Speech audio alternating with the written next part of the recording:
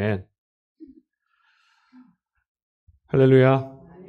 참 좋으신 주님의 은총과 평화가 오늘도 우리 가운데 함께 계시기를 간절히 축원합니다.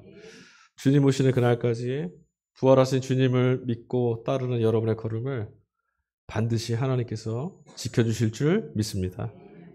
우리가 오늘 부활절 이후 이제 두 번째 주일을 맞이하게 됩니다.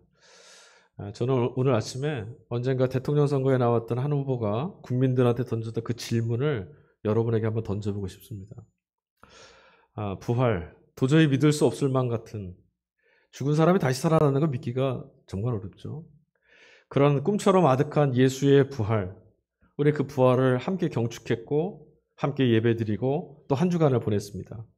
자, 여러분, 이 한 주간 동안 예수님의 부활은 여러분의 삶에 얼마나 실감나는 시간이었는지 저는 그것이 참 궁금합니다. 부활 때문에 여러분 살림살이 좀 나아지셨습니까? 예수님 부활 때문에 삶이 좀 살만 나셨습니까? 부활이 여러분의 삶을 변화시킨 것이 만약에 있다면 여러분 그것이 무엇입니까? 아마도 오늘 주님이 기뻐 받으실 예배는 부활하신 예수의 부활 때문에 나의 삶이 변화되었다. 그 하나를 가지고 오늘 나오셨다면 예수님 그것을 귀한 예물로 받으실 줄 믿습니다. 부활절 2주 우리 성소일과 본문, 복음서 말씀하고 일독서로는 사도행전, 사도성가를 같이 읽었어요. 이 말씀 안에서 우리는 두 부류의 사람들, 그러니까 부활을 경험한 두 부류의 사람들을 만나게 됩니다. 복음서, 요한복음과 사도행전 이 본문에서 가장 큰 차이는 부활을, 그러니까 예수님의 부활 사건을 지나고 난 뒤에 시간이 얼마나 흘렀는가 그 차이밖에 없어요. 복음서의 배경은 예수님이 부활하셨던 그날, 그러니까 주일 저녁이죠. 십자가에 달리신 이후에 사흘째 되는 날 바로 그 밤에 있었던 일이에요. 그러니까 부활 뒤에 아주 따끈따끈한 그런 때 있었던 일이 오늘 읽은 복음서 요한복음 말씀이고요. 이에 반해서 사도행전 말씀은 그런 예수 그리스도, 부활하신 주님을 만나고 경험해서 이제는 예수의 십자가를 짊어진 채 부활의 증인으로 살아가게 된 사도들, 제자들, 그들의 모습을 우리가 보게 됩니다.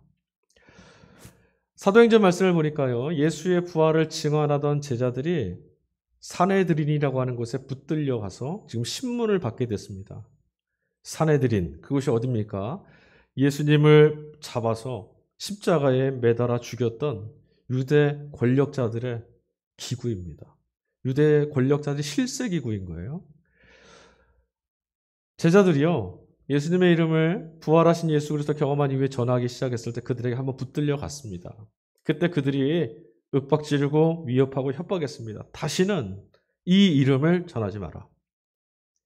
너희가 이 이름을 전하게 되면 우리가 그를 죽인 자들이라고 비난하고 그 피의 책임을 우리에게 돌리는 것이니까 다시는 그 이름을 말하지도 말고 전하지도 마라. 그걸 조건으로 제자들을 풀어줬었어요. 그런데 이 제자들이 멈추질 않습니다. 사람들 있는 곳에 대로변으로 달려가서 사람 있는 곳이라면 어디든 달려가서 예수 그리스도가 부활하셨다. 하나님이 그를 살리셔서 우리의 주와 그리스도 되게 하셨다. 이 얘기를 증언한 거예요. 결국 붙들려 온 거죠. 다시 붙들려 왔어요. 한번 협박했는데 어겼어요. 이제 정말 영락없이 죽게 됐습니다. 그런데 지금 다시 붙들려 온 그들이 그 사내들인 그 서슬퍼런 권력자들 앞에서 보인 반응이 이전에 주님께서 죽음에 내몰릴 때 뒤도 돌아보지 않고 도망치던 그 비겁한 제자들의 모습과는 너무나 달라져 있습니다. 사도행전 5장 29절, 사람에게 복종하는 것보다 하나님께 복종하는 것이 마땅하다. 베드로가 한 말입니다. 비겁한 베드로. 너도 예수의 제자지? 했을 때 아니다라고 3번이나 부인하고 저주까지 했던 그 베드로가 이런 말을 뱉었어요. 무슨 말입니까? 자신들의 목숨줄을 붙잡고 있는, 쥐고 있는 그 사람들 앞에서 조금도 흔들림 없는 이 당당한 모습을 보여주었는데 설령 너희들의 손에 의해서 내가 죽는다 하더라도 나는 이 말을 외치지 않을 수 없다. 이런 결기가 지금 서려 있는 거죠. 그리고 여러분, 이 베드로와 사도들의 모습 안에는 사실은 1세기에 있었던 신앙 공동체, 성도들의 모습이 그들의 신앙의 모습이 여기에 고스란히 담겨 있어요. 목숨이 경각에 달려있지만 우리는 주저함 없이 그의 이름을 전하겠다라고 살아갔던 성도들의 모습. 자, 주님의 부활이 있었던 그날 밤, 예수님께 십자가에 달리신 이후에 사흘째 되는 그 밤에 도대체 이 제자들에게 어떤 일이 있었는지, 부활하신 주님 그들이 어떻게 만났는지, 그리고 경험한 이후에 어떤 것들이 그들을 변화시켰는지 오늘 우리가 이 복음서 말씀을 좀 더 잘 살펴봐야 될 것 같아요. 자, 그날 밤을 한번 생각해 보시죠. 예수님이 붙잡혀서 금요일날 십자가 짊어지셨죠? 죽으셨습니다. 그리고 주일 새벽에 그들은 몰랐지만 주님은 부활하셨죠? 예수를 잡아주겠는데 성공했던 그 유대 당국자들, 사내들인 대제사장들, 이런 사람들 모두 다 예수를 잡아 죽이고 나서 무슨 생각을 했을까요? 이제 나머지 그들의 잔당, 예수를 따르던 잔당들, 일당들도 다 싹 잡아들여야겠다 생각했을 겁니다. 그러니까 그들을 다 잡아들이려고 했어요. 그러니까 지금 예수님의 제자들이 피의자가 된 거예요. 곧 붙잡힙니다. 수배됐어요. 이걸 제자들도 알아차렸습니다. 그럼 어떻게 해야 되죠? 도망쳐야죠. 하루라도 빨리 도망쳐야 됩니다. 잠깐이라도 지체하면 안 되는데 문제가 생겼어요. 왜냐? 예수님이 붙잡혀서 죽으셨던 금요일은요, 유대 안식일이 시작되는 때입니다.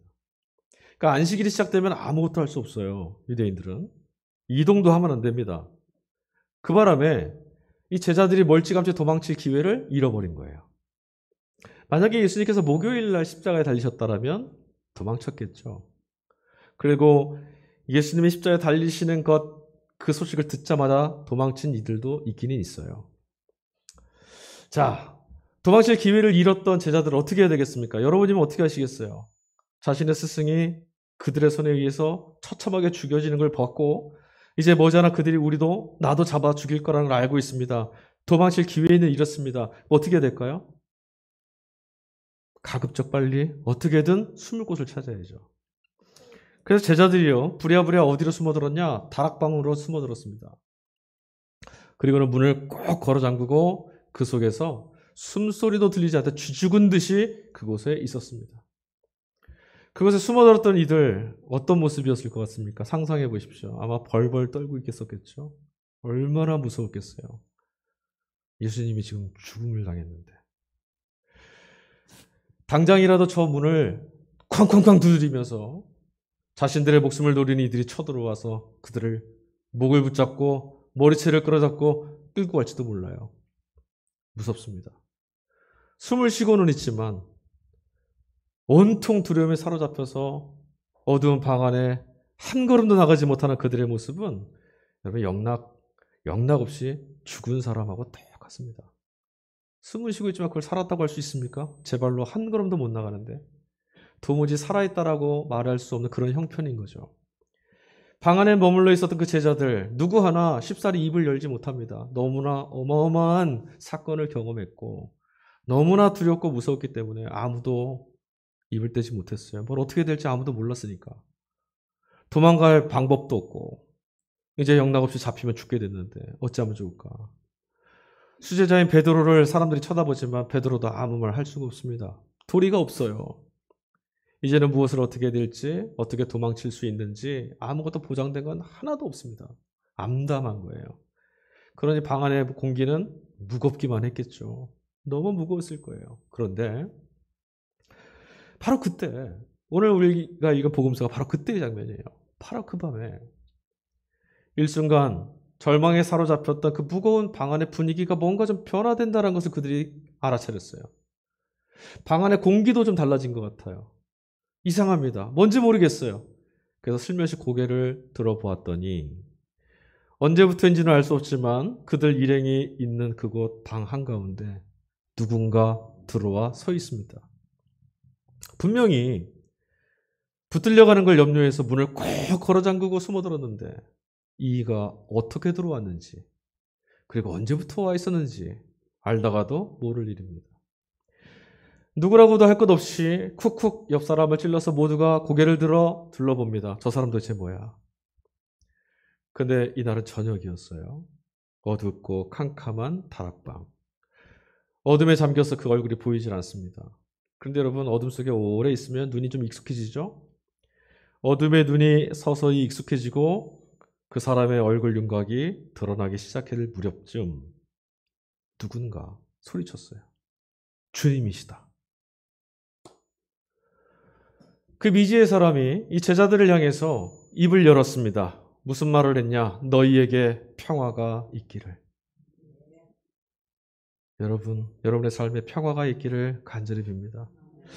자신들의 생명을 노리는 이들 때문에 이미 이 제자들, 그 방에 있었던 사람들은 평화가 산산이 깨어진 그런 삶에 있었습니다. 평화, 그들의 삶과는 어울리지 않는 처참한 모습이잖아요. 그래서일까요? 가운데 서 있는 그이가 던지니 너희가 평안하기를, 평화하기를 이랬던 그 말에, 그 한마디에 그곳에 모여있던 사람들의 마음이 울컥해졌습니다. 그리고 천천히 못자국 난 두 손을 제자들을 향해서 펼치기 시작했어요. 그곳에 있던 제자들이 이제 다 알아봤습니다.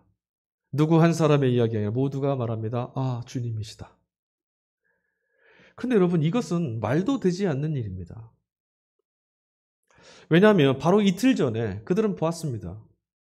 온몸이 찢겨져 십자가에 매달렸고 물과 피를 다 쏟아서 운명하시고 무덤에 안치됐던 그 모습이 지금도 너무 선명합니다. 착각 아니었습니다. 정말로 그렇게 돌아가셨어요. 그런데 주님이시라고요.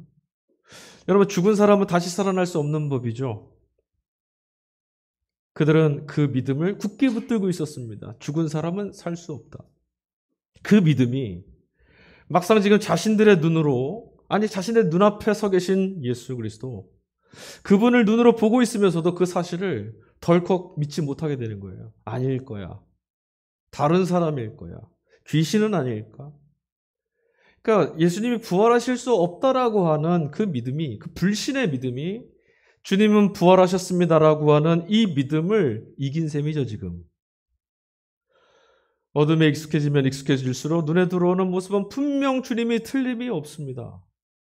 슬그머니 옆 사람을 얼굴을 쳐다봤더니 그들도 나랑 똑같습니다. 놀라움과 환희와 이 기쁨으로 얼굴이 완전히 바뀌어져 있었습니다. 새벽 여명이 일어나면 어둠이 밀려나죠.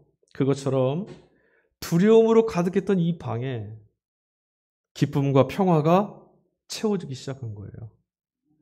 마음이 밝아지니까요. 어둡기만 하던 방 안도 환해 보여요. 하지만 여러분, 이 모든 일이 우리는 이렇게 생각할 수도 있을 거예요. 어쩌면 다락방에 숨어들었던 이 제자들이 두려움에 사로잡혀서 극심한 두려움 때문에 모두들 집단 환각에 빠진 건 아니야? 그렇게 생각할 수도 있습니다. 저희들끼리만 얘기했잖아요. 자기들끼리의 얘기잖아요. 지들이 한 얘기. 그러나 여러분, 분명한 사실이 하나 있어요. 적어도 그 방 안에 있던 이들은 모두 다 부활하신 주님을 경험했다라는 겁니다. 내가 너희들끼리 했던 그 경험을 어떻게 믿어? 관계없습니다. 그들은 보았습니다. 자, 지난주 우리가 복음서 말씀 속에서 예수님이 십자가에 달리셨다가 죽으셨고 무덤에 안치됐다가 부활하셨습니다라는 말씀을 전할 때 예수님이 부활하셔서 그 무덤이 어떻게 돼 있었다고 했죠? 비어 있었다고 했어요. 비어있는 예수님의 무덤은 우리가 관찰할 수 있는, 관찰이 가능한 부활의 물적 증거라고 할 수 있습니다. 누구나 볼 수 있어요. 무덤이 비어있으니까. 그런데 오늘 이 제자들, 다락방에 숨어들었던 이 제자들이 경험하게 된 부활하신 주님을 지금 보게 되었다, 만나게 됐다, 경험했다라고 하는 이 체험은 대단히 주관적인 경험이죠. 모두가 다 아는 건 아니에요. 그 방 안에 있던 사람들만 보았어요. 그 방 안에 있던 사람들만 경험했어요. 그래서 우리는 누구나 다 쉽게 이렇게 말할 수 있어요. 누구나 다 경험한 이야기는 아니니까, 저들끼리만 경험한 이야기니까 믿기가 좀 곤란하다. 증거라고 할 수 없다. 이렇게 말할 수 있습니다. 객관적이지 않고 관찰에 불과한 것들, 그런 체험은 신뢰할 수 없다. 여러분, 이 말은 사실 그닥 잘못된 말은 아닙니다. 어찌 보면 자연스러운 반응일 수도 있어요. 증거를 좀 다오. 어떻게 믿냐, 그런 걸. 그냥 누구나 쉽게 수긍할 수 있는 얘기라면 모르겠지만 이게 죽은 사람이 살아 돌아왔다는데. 하지만 여러분, 설령 그 방 안에만 그 제자들이 모여 있는 곳이 아니라 예루살렘 도성 한복판에 예수님께서 만약에 부활하신 모습으로 드러내셨다 하더라도, 그리고 그런 증거가 기록물로 남아 있어서 오늘 우리가 그 기록을 볼 수 있다고 해도 아마도 우리는 그 본문을, 그 기록물을 보면서 똑같이 이런 질문할 거예요. 그 시대에 그 사람들이 썼던 말을 어떻게 믿어? 그렇죠? 똑같은 덫에 걸릴 겁니다. 결국 믿지 않는 걸 선택하는 거죠. 여러분, 우리 시대는 과학, 객관성, 이런 것들 추구하는 시대입니다. 과학적이다라는 말을 마치 그것이 과학적이라는 말이 담겨야 그 수식어로 달려야만 진리성을 담보하는 것처럼 우리 그렇게 표현하고 그렇게 받아들이고 또 그렇게 믿습니다. 과학으로 입증됐어 그러면 그래 분명할 거야. 그러나 여러분, 과학이라는 것은요, 무엇을 어떻게라고 하는 것들을 기술하는 것 외에는 관심이 없습니다. 현상을 관찰하고 원인을 분석하면 끝입니다. 도대체 왜? 도대체 무엇 때문에? 라고 하는 인생의 물음 앞에 과학은 아무 답도 해주지 못합니다. 과학은 삶의 고통 가운데 처해 있는 누군가에게 항상 이렇게 말합니다. 아주 무덤덤하고 무감한 언어로 그냥 무엇을, 또 무엇이 어떻게. 어떤 사건을 경험하는 사람들, 남의 얘기가 아니라 1차적인 위치에서 낯설은 위기와 느닷없이 찾아오는 고통과 고난, 참사, 사건, 이런 것들에 주관적인 참여자가 되어 있는 누군가에게 그 사람이 던지는 도대체 왜 나에게 이런 일이, 많은 사람들이 다 잘 살고 있는데 왜 내게 이런 고통이, 왜 나에게 이런 사건이, 이렇게 질문하는 이들에게 과학은 아무런 답변을 해주지 않습니다. 우리가 금과 옥조로 여기는 팩트, 그것이 그 고통당하는 이들에게 무엇을 해줄 수 있습니까? 무엇을 답해줄 수 있습니까? 4월이 되면 우리 안산 지역은 특별히 더 마음이 참 무겁죠. 그래요. 화물선에, 여객선에 화물을 많이 실어서 초과되는 것 때문에 무게중심을 잃고 사고가 벌어져. 그래서 죽은 거야. 그 외에 생때 같은 자녀들을, 남편을, 제자를, 스승을 잃은, 그래서 왜 우리에게 이런 일이 일어났냐고 하는 이들에게 도대체 무엇을 말해줄 수 있습니까? 아무것도 말 못해줍니다. 햇빛이 이렇게 좋고 지천에 널려있는 꽃들이 이렇게 좋은데 왜 봄이 이렇게 나에게는 잔인하고 서럽냐, 이렇게 말하는 사람들에게, 그런 주관적 경험자들에게 과학은 너무나 냉담하죠. 봄인데 너만 왜 그렇게 우울하냐. 자, 부활하신 주님을 목격했던 그 방에 있던 사람들, 그들의 경험을 한번 돌아보십시오. 적어도 그들은요, 각자 서로에게 도대체 왜 나에게, 왜 우리에게라고 이 질문을 계속 붙들고 암담해했던 그 아픈 물음을 멈출 수 없었던 그 서로에게 다시 기쁨을 회복할 수 있는 이유가 되어줬어요. 근거가 됐습니다. 너도 보았어? 너도 보았구나. 죽음이 끝이 아니었구나. 주님이 부활하셨구나. 그러니 왜 도대체라고 하는 물음을 멈출 수 있는 근거가 서로에게 되어준 거예요. 그들은 삶이 완전히 바뀌었습니다. 주님이 죽으셨다라고 하는 죽음의 공포에 짓눌려 있던 삶에서 주님은 다시 사셨다라고 하는 삶의 전환으로 그들의 걸음이 바뀌어졌죠. 삶의 전환이 거기서 끝나지 않았습니다. 목숨을 구걸하는 비겁함, 그 비굴함의 자리에 섰던 그들이 진리를 위해서 목숨을 걸어 당당한 모습으로 변화됐습니다. 그러므로 여러분, 우리는 오늘 이들이 경험한, 이 다락방에서 경험하게 된 부활을 경험한 이 사람들을 바라보면서 그들만의 경험이 아니냐, 그 증거가 어디 있냐, 증거를 더 우리에게 확실하게 좀 내봐라, 그것을 어떻게 증거로 삼을 수 있을까 입증해내려고 하는 그런 물음이나 시도들을 멈추고 대체 어떻게 하면 우리도 그들처럼 부활하신 주님을 경험하고 목격하고 삶의 소망을 발견하고 다시 살아나게 되는 그 사건에 참여할 수 있을까? 여러분, 우리는 이걸 물어야 합니다.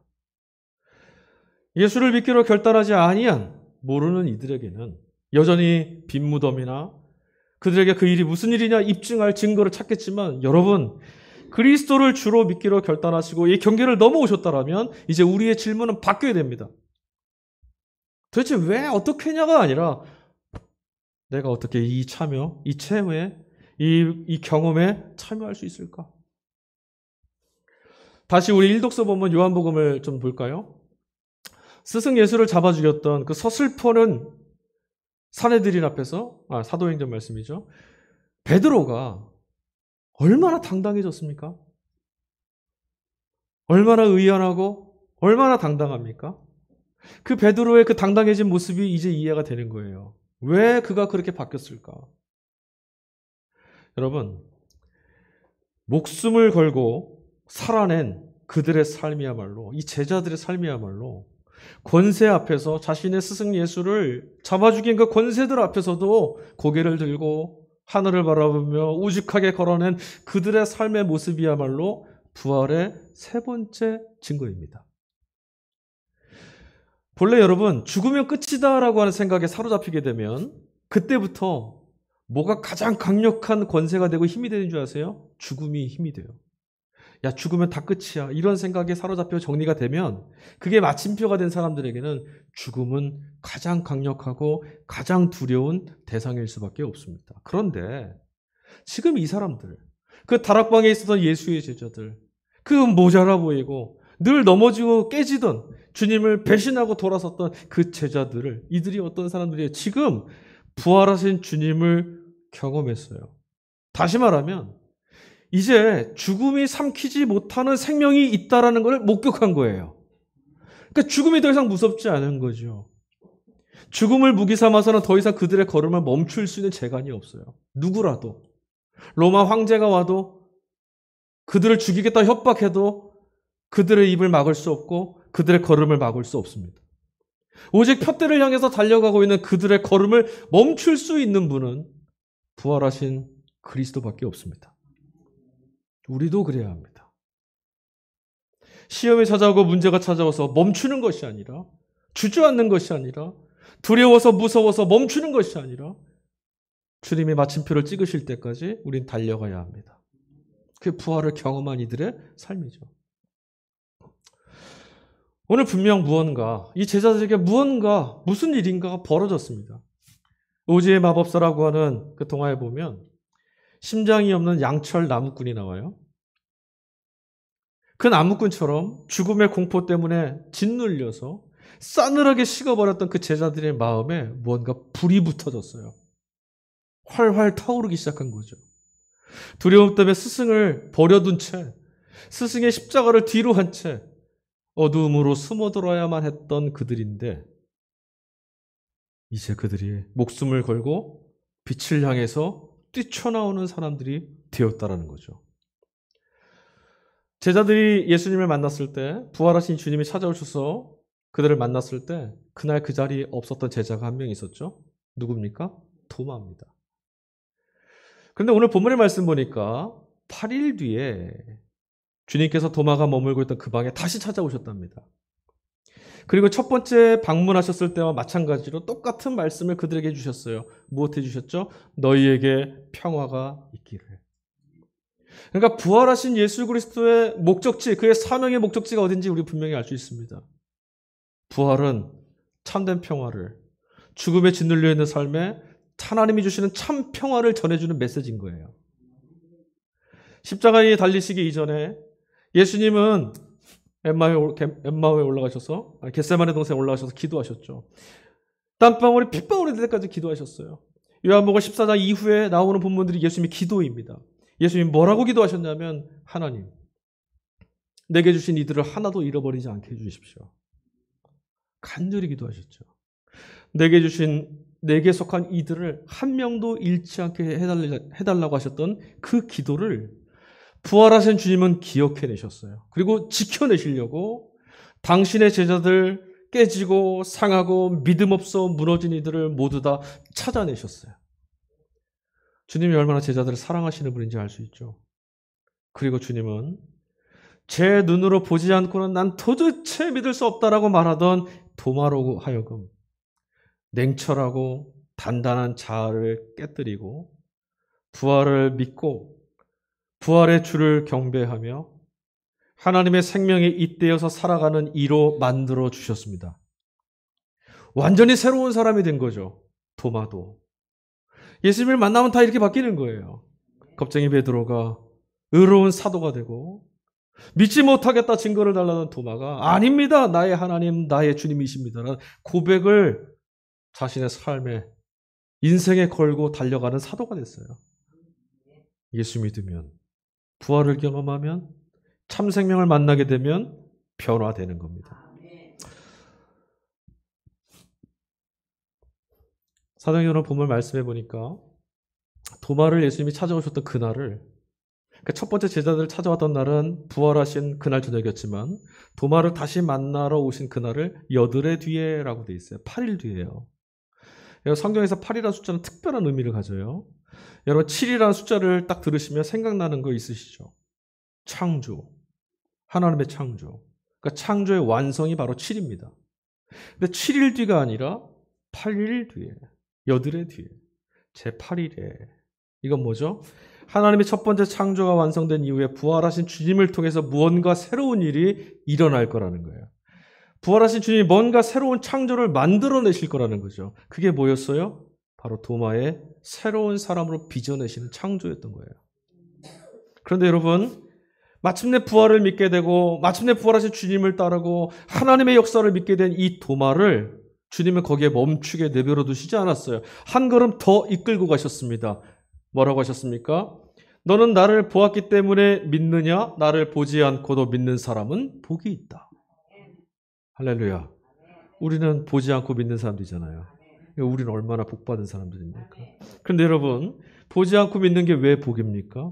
보지 않아서 도대체 믿지 못하겠습니다라는 생각이 우리가 드는데, 보지 않고도 믿는 사람이 되라는 주님의 말씀은 마치 겉으로는 드러내지 못했지만 속아리로 도대체 보지 않아서 믿어지지가 않습니다라고 하는 우리 속마음을 들킨 것 같아요. 주님이 그걸 아신 것 같아. 보는 방식으로만 우리는 뭔가를 인식하고 깨닫고 받아들이고 생각하는데 너무 익숙해져 왔습니다.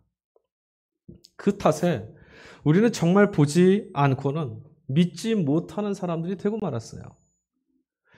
사실 여러분 1세기 그리스도인들, 초기 교회 공동체 성도들이나 우리나 시간적인 거리감을 제외하고는 그들이나 우리나 예수님 부활하시고 직접 못 봤습니다. 직접 못 봤어요. 그런데 1세기 성도들은 오늘 베드로처럼 도마처럼 목숨을 걸고 그들의 온 생명을 걸고 부활하신 주님의 뒤를 따르며 살았습니다. 그것이 사실이고 진실이라고. 아니, 그것이야말로 하나님이 내게 주신, 우리에게 주신 생명의 길이라 믿으며 달려간 거죠. 진리와 진실을 받아들이는 방식이 우리와 너무 다른 거예요. 부활은 여러분 하나님께서 그리스도 안에서 이루어내신 죽음을 향한 심판, 죽음을 심판하시는 생명사건인 거예요. 하나님 앞에서 죽음은 이제 깨진 거죠. 그것이 예수님의 부활입니다. 하나님은 이 부활, 예수님을 다시 살려내실 때 여러분 저나 여러분이나 이 땅에 누구의 허락이나 동의를 받으신 적이 없으세요. 왜냐? 그러실 필요가 없어요. 여러분 하나님께서 이 땅을 창조하실 때 누군가의 동의를 받으셔야 했습니까? 여러분들이 그래요. 하나님이 창조하셔도 괜찮습니다. 하나님이 하실 만한 일입니다. 인정해 주셔서 창조했습니까? 우리의 동의엔 상관없습니다. 그분의 주권입니다. 그와 같이 부활도 하나님께서 우리의 인정과 동의와 관계없이 이루어내신 사건입니다. 그런데 이 사실을, 이 영생의 선물을 우리가 누리게 됐다라고 하는 이 사실을 부활하신 예수 그리스도 때문에 죽음을 두려워하지 않는 자가 돼도 괜찮다고 하는 하나님의 말씀을 듣게 된 우리는 이제부터 죽음을 비롯한 죽음과도 비슷할 만한 죽음 때문에 초래되는 모든 권위와 강요와 폭력 앞에서도 당당하고 자유롭게 살 수 있게 된 겁니다. 맞아요. 우리가 왜 걱정하고 근심하고 염려합니까? 그것이 어떤 것이든 먹을 것 때문이든 건강 때문이든 문제 때문이든 염려하는 모든 것들은 죽을지도 몰라. 이렇게 되면 내일 어떻게 해? 우리 다 이 물음에 닿는 거잖아요. 그런데 부활하신 예수 그리스도를 믿게 되면 이제 그런 것들의 염려에 사로잡히지 않아도 되는 거예요. 하나님이 나를 다시 살려내실 거야. 안 무섭죠. 우리는 값을 치르거나 치열한 믿음의 선택을 강요받지 않고 이미 이루어진 부활의 결실을 믿음으로 누리면서 살 수 있게 됐어요. 그러니까 보지 않고 믿는 것이 복된 거예요. 만약에 우리가 이 예수님의 부활을 직면하면서 과연 여기를 선택할 것이냐, 세상의 방법을 선택할 거냐, 다시 사신 예수를 선택할 거냐, 로마 황제를 선택할 거냐라는 삶의 이 선택 가운데 있었다면 우리 무척 괴로웠을 거예요. 어디를 선택할까? 넘어졌을지도 몰라요. 근데 우리는 믿음으로 이 결실만 누릴 수 있게 됐어요. 자, 부활하신 예수님께서 회중들 앞이 아니라 제자들을 찾아오신 까닭은 이 제자들을, 당신이 부르신 이 제자들을 당신의 목적에 맞는 이들로 변화시켜내시기 위함이었어요. 겁이 많고 두려워하고 배신하는 이들은 증인이 될 수 없어요. 이들을 세상을 평화하게 하는 하나님의 사도로 파송하기 위해서 예수님은 이들에게 부활의 몸을, 부활의 소망을 보여주신 거예요. 예수님이 제자들 찾아오셔서 무슨 말씀하셨다 그랬어요? 너희에게 평화가 있기를. 부활의 증인들이 가는 곳마다 뭐 전해야 돼요? 평화를 전하는 자들 되게 하려고 예수님이 제자들을 찾아오신 거예요. 그러나 여러분, 솔직히 말씀드리면 제자들이나 그들뿐만 아니라 저와 여러분 우리들도 그럴 힘이나 능력이 없죠. 우리가 어떻게 평화를 전할 수 있습니까? 깨져가고 있는 세상, 불법이 득세하는 이런 세상에서 우리가 어떻게 평화를 전할 수 있습니까? 그리고 이 사실을 주님도 알고 계시고 제자들도 알고 있고 우리 자신도 잘 알고 있습니다. 뿐만 아닙니다. 여전히 평화를 갈망하는 이들 앞에 그들을 막 위협하고 그들이 서 있는 땅을 깨뜨리려는 죽음의 권세가 서슬퍼렇게 지금도 이빨을 드러내고 있죠. 그래서 여러분, 평화를 전하고 하늘의 평화를 이루어가는 주님의 몸이 되어서 살려면, 그런 평화 전하는 평화의 공동체, 평화의 교회가 되려면, 교회 공동체가 되려면 부활하신 주님께만 있는 무언가 특별한 것들이 우리에게 필요합니다.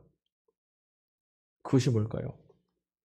오늘 복음서 말씀을 읽어보니까 평화하게 하는 사명을, 너희도 가서라고 하는 이 사명을 주신 다음에 예수님께서 뭔가 특별한 행동을 하나 보여주셨어요. 어떤 행동이냐? 성령을 받으라라고 하는 말씀과 함께 더불어 그들에게 숨을 내어 쉬셨다라고 하는 말이 나와요. 숨을 내쉰다라고 하는 말, 헬라어 단어가 엠피사오라는 말인데 신약성경 전체에서 여기 한 곳에만 사용된다는 거예요. 숨을 내쉬다. 매우 특별한 의미를 담고 있다는 걸 우리 알 수 있어요. 그런데 여러분, 숨을 내쉬고 새로운 존재, 새로운 교회 공동체, 평화를 일궈내는 하나님의 몸으로 바꾸어내셨다, 빚어내셨다라는 이 대목이 무언가 우리가 읽었던 구약의 어떤 대목과 쉽게 연상되고 이어지는 것 같지 않으십니까? 창세기 2장 7절, 주 하나님이 땅의 흙으로 사람을 지으시고 그의 코에 생명의 기운을 불어넣으시니 사람이 생명체가 되었다. 하나님께서 자신의 숨을 흙 한 덩이에다 불어넣으셨어요. 그때 뭐가 됐죠? 사람이 됐어요.